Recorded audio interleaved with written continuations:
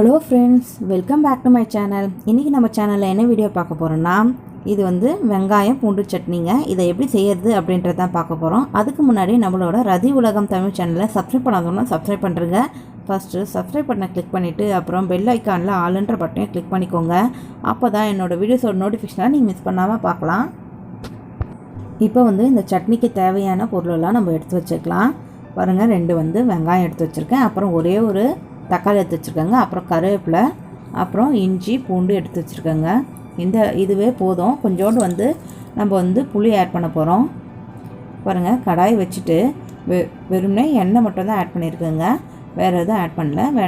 எண்ணெய் ஆட் பண்ணிவிட்டு அது கூட இதை போட்டு நல்லா வதக்கிக்கோங்க. இது ரொம்ப வதங்கணும்னு அவசியம் இல்லைங்க. கொஞ்சம் உப்பு ஆட் பண்ணிக்கலாம். உப்பு ஆட் பண்ணால் சீக்கிரமாக வதங்கும், அதுக்காக தான். இப்போ புளி கொஞ்சம் ஆட் பண்ணியிருக்கேங்க. பாருங்கள், இந்த அளவுக்கு வதங்கினாலே போதும். இதை ஒரு தட்டில் மாற்றிட்டு நம்ம நல்லா ஆற வச்சுக்கலாங்க. இப்போ அதே கடாயில் ஒரு 5 காஞ்ச மிளகா போட்டிருக்கேன். நீட்டு மிளகா தாங்க போட்டிருக்கேன்.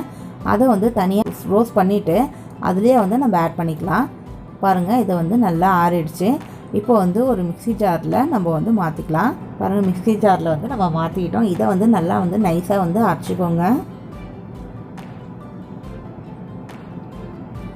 பாருங்கள், நல்லா நைஸாகவே அரைஞ்சிடுச்சு.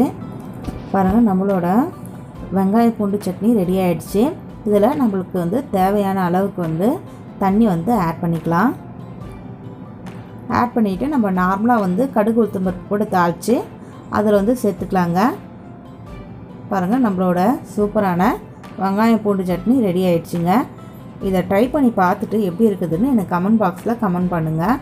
இந்த வீடியோ உங்களுக்கு பிடிச்சிருந்தா லைக் பண்ணுங்கள், ஷேர் பண்ணுங்கள், கமெண்ட் பண்ணுங்கள். மறக்காமல் சப்ஸ்கிரைப் பண்ணுங்கள். தேங்க்யூ ஃபார் வாட்சிங்.